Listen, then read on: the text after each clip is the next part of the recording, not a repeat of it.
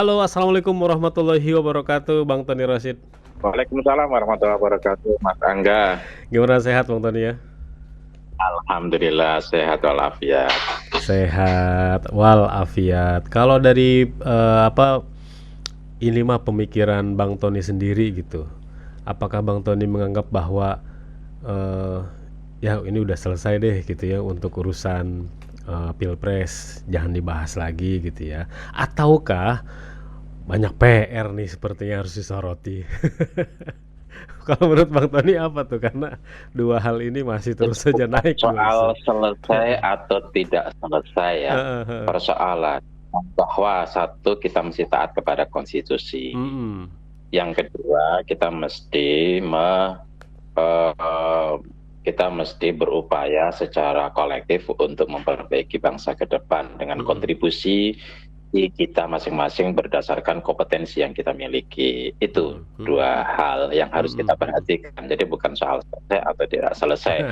Kalau secara konstitusional bahwa apa yang sudah diputuskan oleh MK itu adalah final, tetapi juga kita harus menghargai kepada PDIP yang sekarang sedang berproses untuk mengajukan ke PT UN.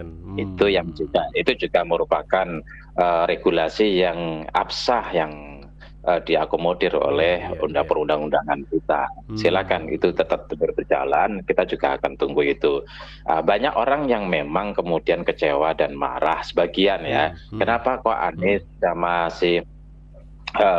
sama Caimin, kemudian Ganjar dan Pak Mahfud lalu bisa menerima begitu saja.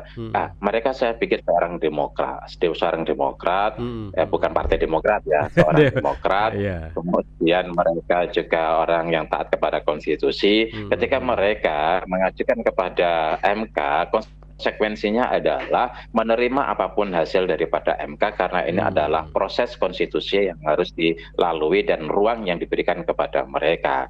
Mereka ingin menunjukkan bahwa kami ini konstitusional. Kalau Anda tidak konstitusional, ya biarlah publik yang kemudian menilai, kira-kira begitulah. Nah, itu harus dipahami, tidak kemudian harus melayani kepada sebagian orang untuk tidak menerima. Ini calon, mereka harus calon, mereka harus menunjukkan sebagai seorang patriotik ya, seorang yang konsisten, sebagai seseorang yang negarawan, yang harus memang bisa menerima terhadap aturan-aturan yang ada di dalam konstitusi maupun aturan dalam perundang-undangan kita. Saya pikir itu udah tepat, itu gentleman, itu seorang kompetitor yang baik, kompetitor yang sehat ya. Jangan sampai kemudian menuduh orang lain melanggar konstitusi, melanggar perundang-undangan, tetapi mereka sendiri justru juga ikut melanggar, kan nggak bagus. Maka mereka konsisten dalam konteks ini, baik calon paslon dari 01 maupun paslon dari 003. Tentu ada dinamikanya, karena itu perlu catatan-catatan.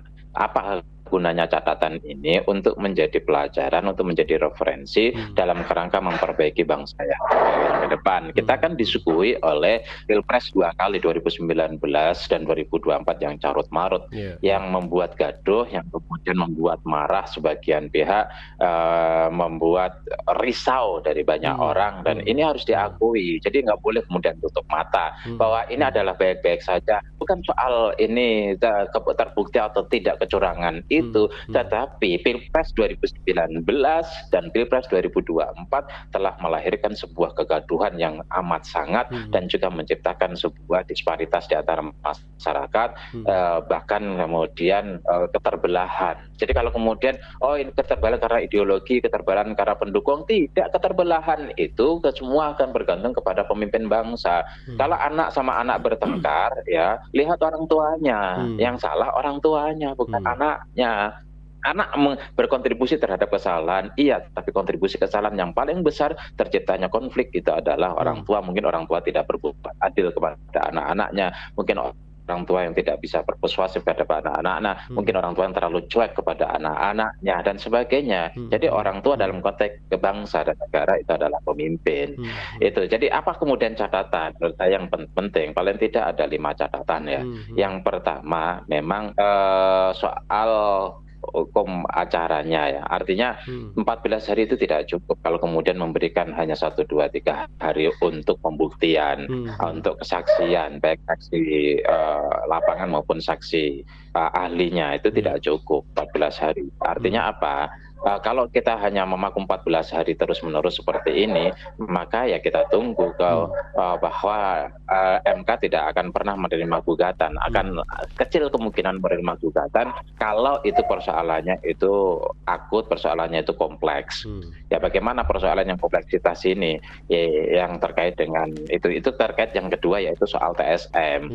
Ya bagaimana TSM itu bisa dibuktikan kalau cuma 14 hari. Ingat TSM itu kan artinya terstruktur. Terstruktur itu menggunakan infrastruktur, menggunakan instrumen negara yang bukan kecurangan itu. Kemudian yang kedua sistematis. Sistematis itu ada desain yang direncanakan kemudian dilaksanakan desain itu. Kemudian yang ketiga itu TSM itu masif. Masif itu dilakukan di berbagai tempat.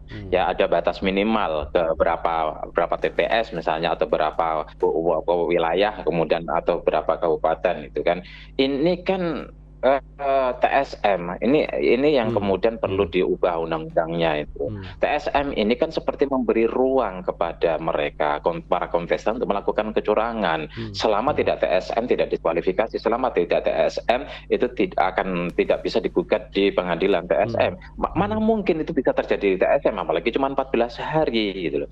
Pembuktiannya. Misal ini bansos ya dikirim di Jawa Tengah aja gitu loh. Nggak usah di tempat yang lain kan nggak bisa masif juga jadinya kan gitu ya.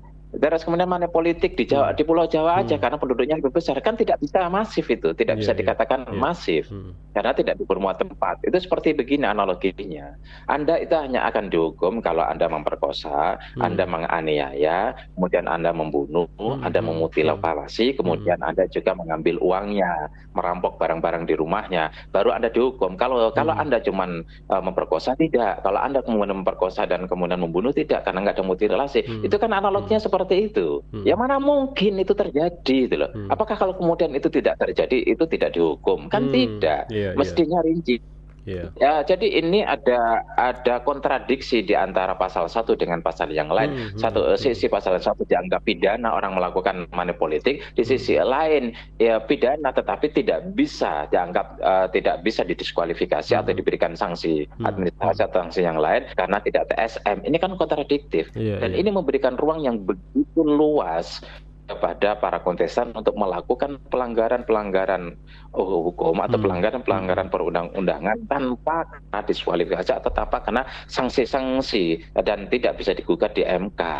Ya ini kan naif. Jadi peraturan itu mesti logis gitu loh. Logis. Ya peraturan itu mesti satu logis, yang kedua mengakomodir norma etika, norma sosial yaitu etika, yang ketiga adalah mengakomodir norma agama. Contoh misalnya yang diakomodir token yang ada di daerah-daerah terpencil, ada di mana? Ada di Papua, itu terjadi. Aturannya kan tidak ada token, tapi token diakomodir menjadi bagian yang diperbolehkan. Kenapa? Ini kan bagian daripada norma sosial, bagian daripada etika masyarakat. Kenapa etika masyarakat tidak terjadi?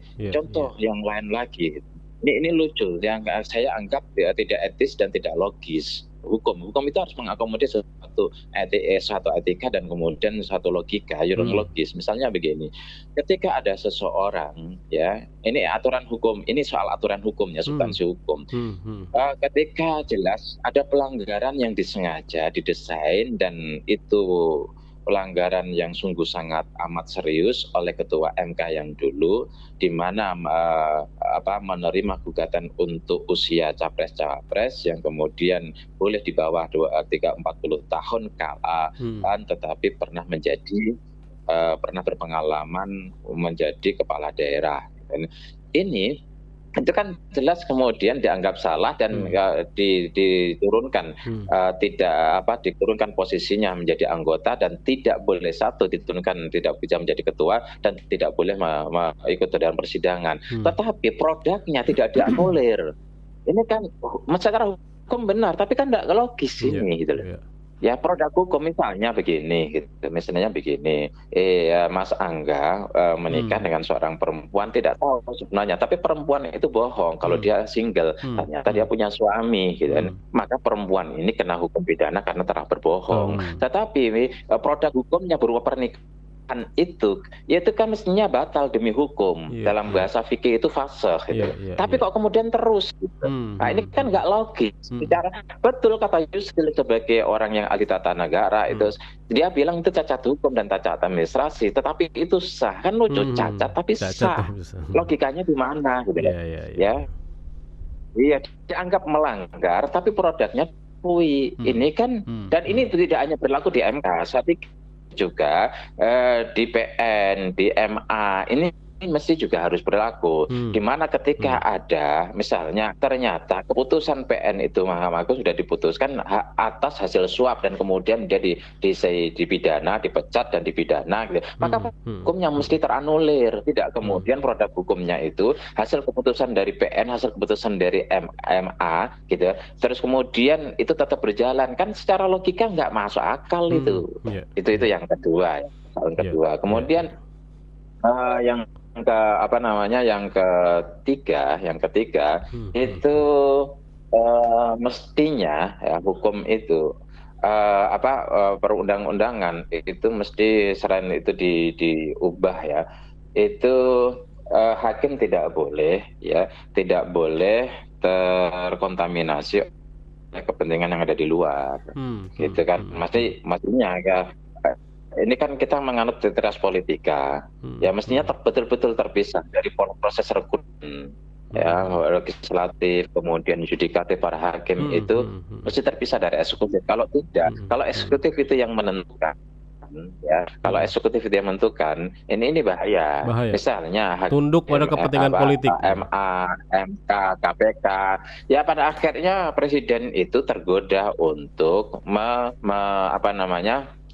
tergoda untuk melakukan intervensi, memasang orang-orang yang untuk kepentingan jangka pendek maupun jangka panjang. Nah, itu kan mestinya yang dilakukan itu ada tim khusus, tim independen, ya fit and proper test, yang begitu fit and proper test yang betul-betul terbebas dari semua intervensi, terbebas dari semua ini, ya yang kemudian mereka lah yang akan memilih siapa sesungguhnya yang akan menjadi hakim, siapa MA, ya Mahkamah Agung yang jadi kejaksaan. Kemudian ini jika tidak terintervensi oleh eksekutif, kalau proses ini masih berjalan seperti itu, maka akan ada intervensi terus-menerus. Jaksa Agung dikendalikan, MK dikendalikan, kemudian MA dikendalikan, KPK rawan dikendalikan, semua eksekutif menjadi superpower. Ini kan tidak boleh. Kalau kepolisian is okay, gitu kan, karena polisian di bawah presiden dalam konteks-konteks tertentu karena itu pengamanan sipil. Kemudian tentara oke, gitu. Tetapi yudikatif, gitu kan, yudikatif itu mestinya tidak boleh itu lahir dari presiden, apalagi juga lahir dari legislatif. Mesti ada tim independen yang melakukan fit and proper test untuk mereka. Itu yang ketiga ya. Yang keempat adalah mestinya harus dilakukan, dan ini akan ada pilkada serentak, gitu kan. Tahun ini, nanti ada permasalahan. Mereka yang melakukan pelanggaran-pelanggaran ini bagi MK nanti akan ada sengketa yang begitu banyak ya. MK harus berani memiliki ketegasan untuk mendiskualifikasi kepada mereka melakukan pelanggaran. Jangan hanya kemarin cuma 1-2, ini diskualifikasi aja. Ya, gunanya apa? Efek jerah kepada untuk merawat demokrasi ke depan, membersihkan demokrasi ke depan. Efek jerah kepada mereka yang main-main dengan hukum, main-main dengan aturan. Nggak apa-apa kalau kemudian ada misalnya ada 100 yang didiskualifikasi, nggak ada masalah. Untuk melakukan sebuah penegakan hukum, MK harus berani memunculkan itu. Kemudian juga yang selanjutnya itu MK juga harus setelah mendiskualifikasi ini juga sekaligus untuk mendorong MK sebagai latihan mental, gitu kan. Latihan mental nanti 2029 ada pemilu, jadi mentalnya udah siap untuk melakukan diskualifikasi kepada calon presiden, pasangan calon presiden. Ya, sekarang kan bebannya cukup berat, nggak mungkin kata Mahfud MD sendiri, mantan ketua MK kan nggak mungkin lah. Kan saya tulis 4 kali tulisan saya kan. Iya Pertama iya. tulisan saya tanggal 12 April. Nggak mungkin itu MK kontra dengan penguasa, kan gitu. Ada banyak alasan untuk melakukan itu dan banyak Iya indikatornya, iya gitu kan, iya. ada indikatornya. Itu Iya. terus kemudian saya tulis MK memang mau melakukan Iya rehabilitasi. iya iya. Ya MK, kenapa harus menunggu MK? Itu kan judul-judul yang tertulis ada 4 artikel selama 10 hari itu kan sebelum putusan itu. Dan itu satu pun nggak ada yang salah tulisan saya itu. Dari 4 artikel dan semua data indikator yang saya buktikan terbukti semua, ditolak kan Iya. gugatan itu. Iya iya. Selanjutnya adalah terkait dengan hakim MK mesti tidak normatif tapi progresif, mesti tidak pasif tapi aktif. Artinya apa? Gejalanya kan sudah jelas. Gejalanya itu masyarakat membicarakan semua yang macam-macam lah gitu. Ya presiden sendiri mengakui saya tidak netral, saya kan cawe-cawe gitu kan. Tapi gugatan itu, putusan itu presiden tidak cawe-cawe. Ini kan yang benar presiden gitu kan atau MK kan gitu jadinya gitu kan.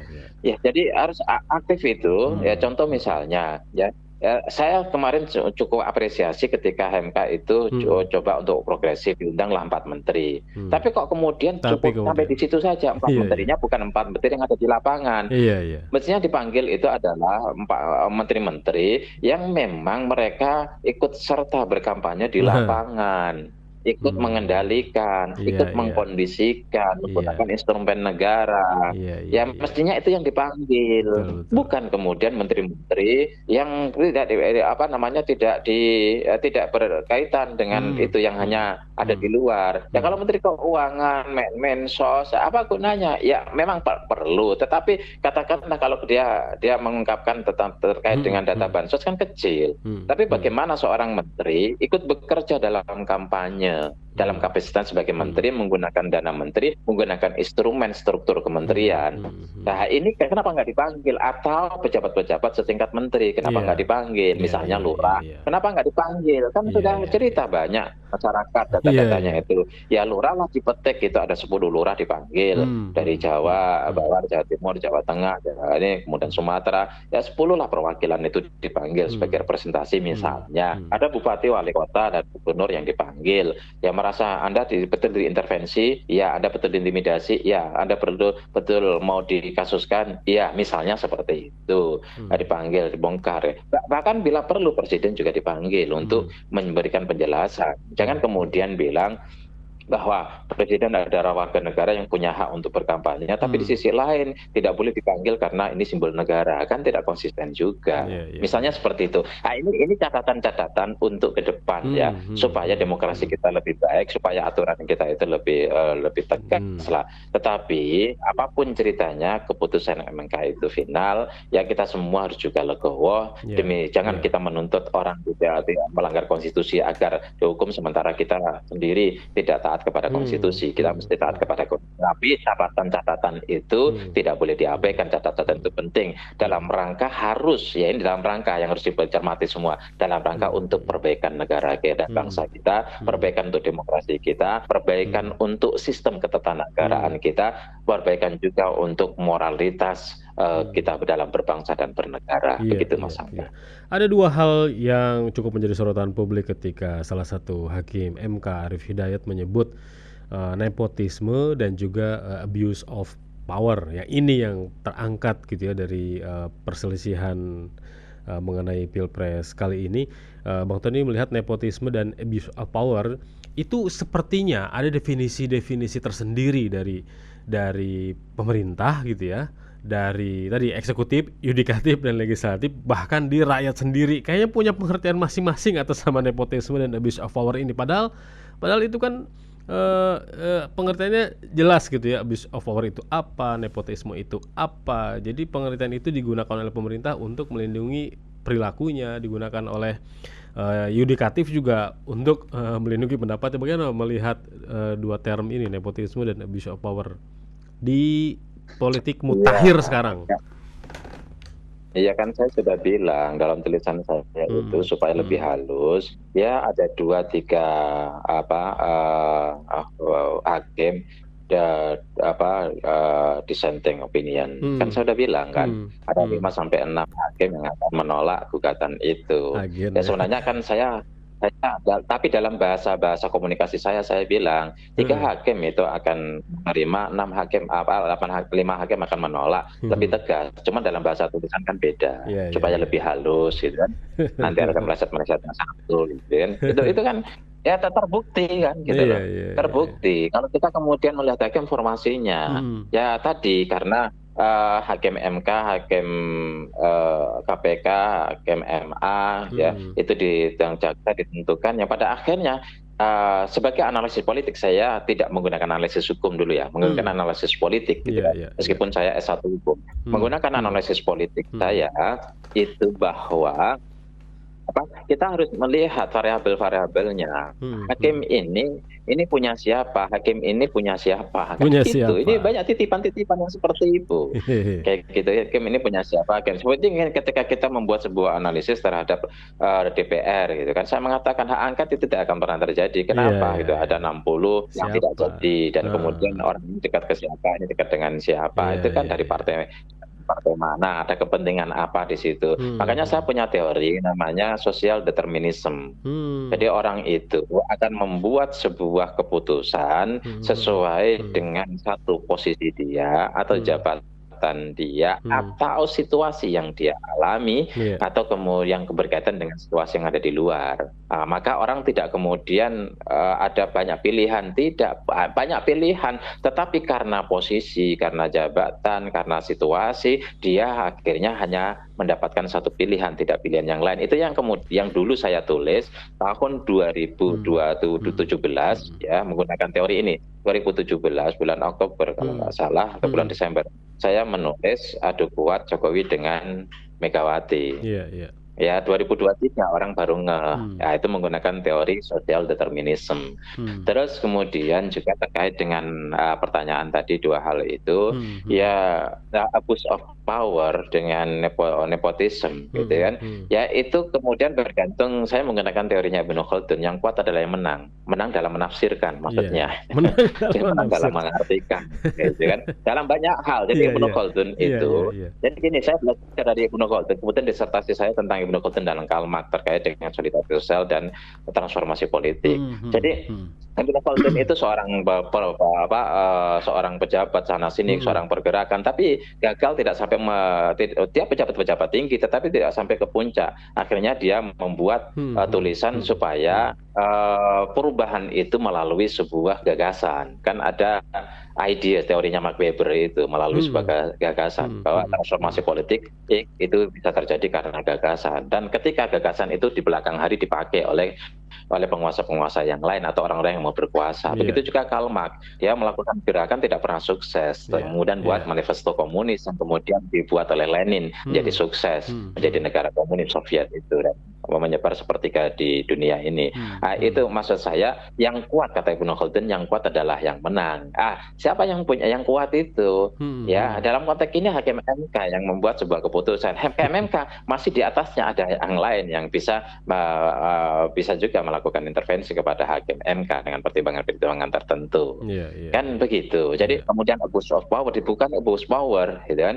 Kalau kemudian ini kan lucu juga diartikan bahwa itu dipilih oleh rakyat, gitu kan.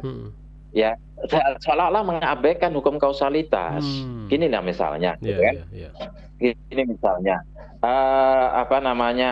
kamu itu robohkan rumah itu, ya. Kamu jangan kamu sendiri. Kamu suruh orang 5 orang. 5 orang kamu kasih duit, 5 orang itu suruh anak buahnya yang kerja, jangan bos-bosnya. Kemudian ketika itu terungkap gitu kan, enggak, yang merobohkan itu bukan si A yang nyuruh itu, yang merobohkan itu anak-anak buah itu. Ya ini si A nyuruh si B nggak dikasih duit untuk nyuruh kepada si C, D, E 1, 2, 3, 4, 5 pimpinannya, yang merobohkan anak buahnya, gitu kan. Yang kemudian si ini bilang, hakim bilang, itu yang merobohkan orang itu, jadi tidak bisa posisi sebagai si A tadi itu dicopot. Kenapa? Bukan si A, karena nggak ada hubungannya. Seperti mengatakan bahwa ya itu kan dipilih oleh rakyat. Tapi jelas-jelas bahwa Ketua Hakim MK Anwar Usman itu diberikan sanksi secara tegas dengan 2 sanksi, dicopot sebagai ketua dan tidak boleh memberikan persidangan. Itu seolah-olah diabaikan, itu bukan data, ya kan? Nah, itu dianggap bukan nepotisme, ya. Bukan nepotisme, gitu. Karena si Gibran ini dipilih oleh rakyat, bukan dipilih oleh orang tuanya. Ini kan satu logika yang konyol, gitu. Makanya dari awal saya bilang hukum itu perlu logis, hukum itu perlu rasional, gitu. Kemudian abuse of power tidak langsung perintahkan. Kan ketika memerintahkan itu tidak kemudian panggil media, gitu, mengatakan ya panggil instrumen negara, alat-alat negara, kemudian diperintahkan di depan media supaya media kan tidak. Terus kemudian ketika dia melakukan dan kemudian bisa dibuktikan ada indikator-indikatornya, apakah itu tidak abuse of power? Lagi-lagi yang kuat itulah yang menang. Yang kuat itulah yang menang. Bang Tony tuh bisa melihat nggak sih, maksudnya tuh ini kenapa pemerintah dengan segala sorotan dan juga kekurangan-kekurangan yang akhirnya muncul banyak kritik dari publik, tapi ketika masuk ke pengadilan selalu terbukti bahwa pemerintah tidak pernah bersalah. Ya itu tadi menurut saya hukum ketatanegaraan-nya yang harus menurut saya diubah. Jadi trias politika yang digagas oleh John Locke kemudian dirumuskan lebih matang oleh Montesquieu dalam ilmu politik, gitu kan, dari Inggris kemudian ke Perancis dan menyebar ke Eropa, lalu ke Amerika, lalu kemudian ke Asia, dan kita ikuti, ya mestinya harus betul-betul terpisah. Jadi legislatif itu, yudikatif itu mesti tidak lahir dari presiden yang kemudian di fit and proper test oleh DPR. Ini yang masalah ini, gitu loh, yang masalah. Jadi coba yudikatif ditentukan oleh eksekutif dan kemudian di fit and proper test oleh legislatif. Ini kan bagaimana trias politika bisa berjalan? Bagaimana hakim-hakim bisa independen? Terus kemudian kita coba legislatif misalnya, legislatif itu ya tidak bisa ketangkap oleh KPK kan? Coba.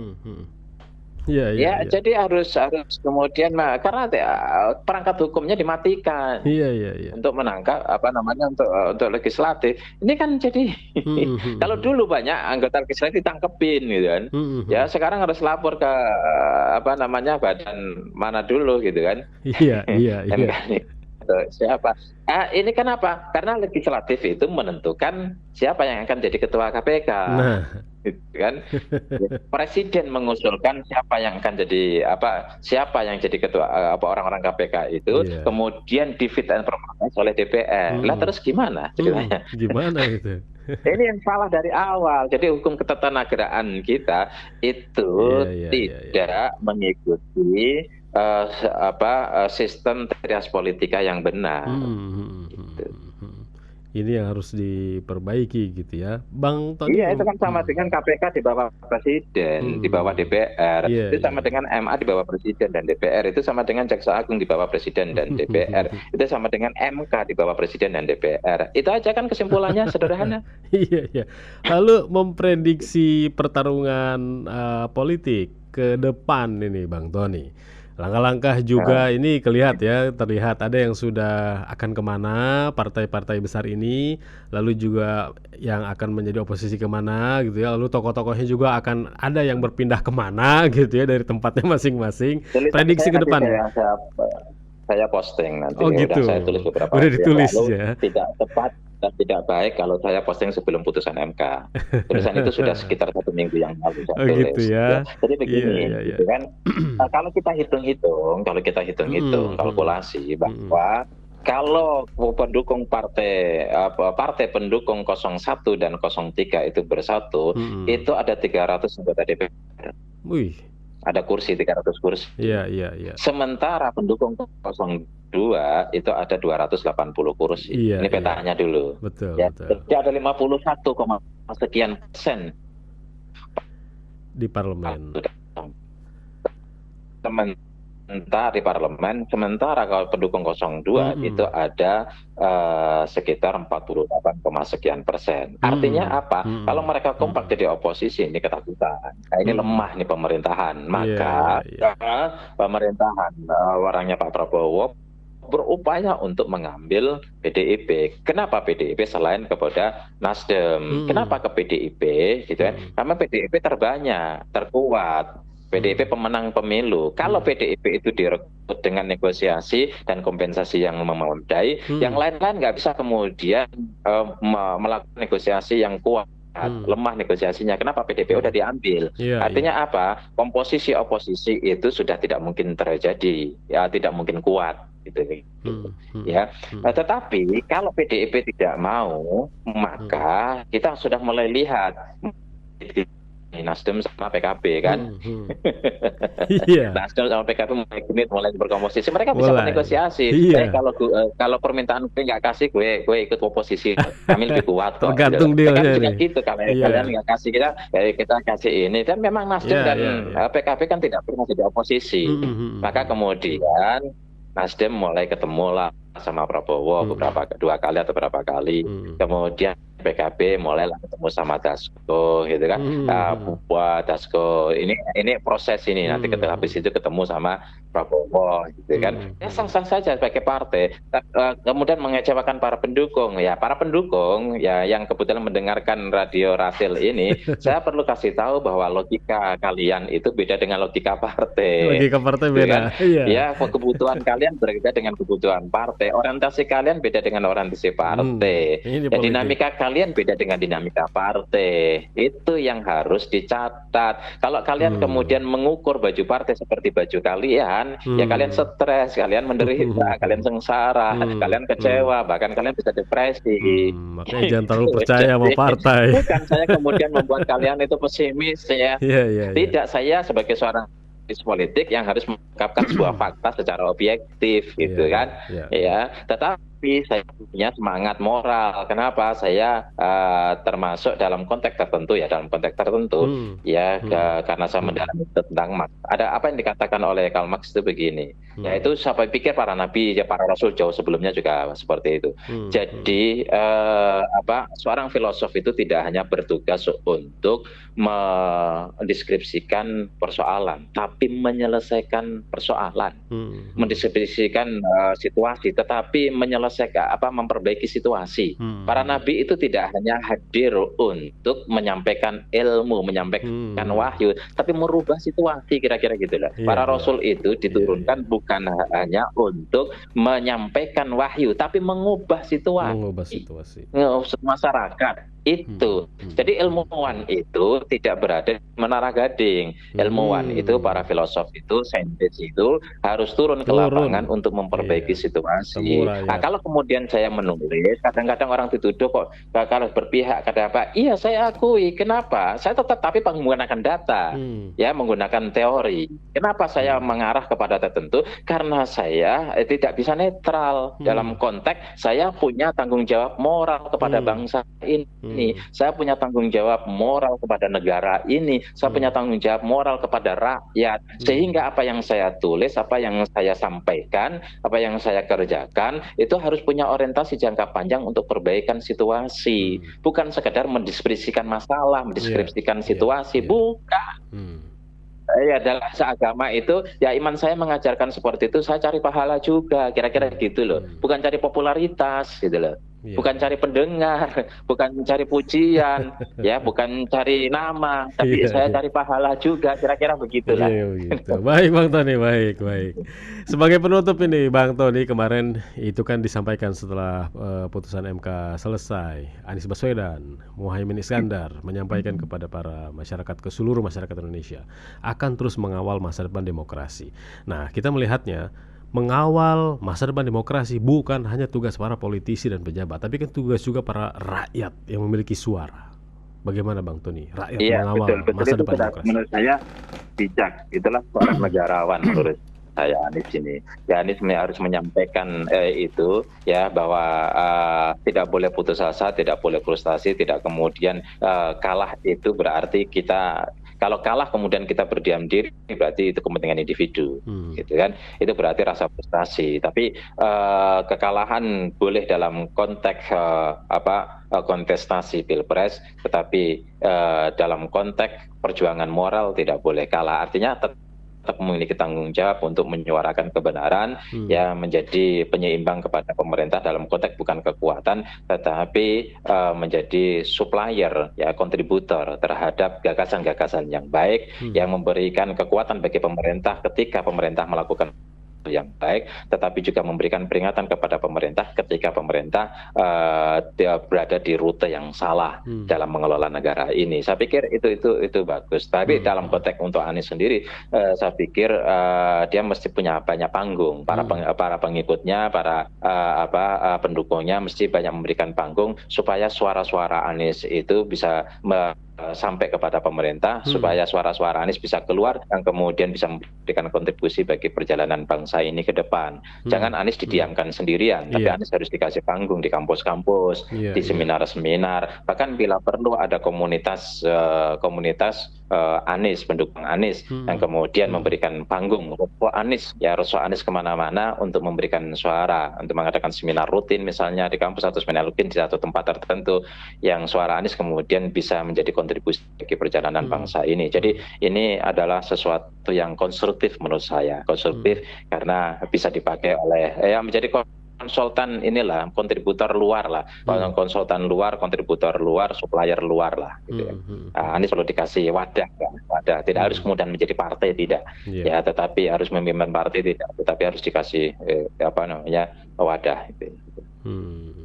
Baik, Bang Tony Rosi, terima kasih atas dialognya di pagi hari ini. Semoga Bang Tony selalu sehat. Insya Allah kita dialog lagi pekan depan, Bang Tony.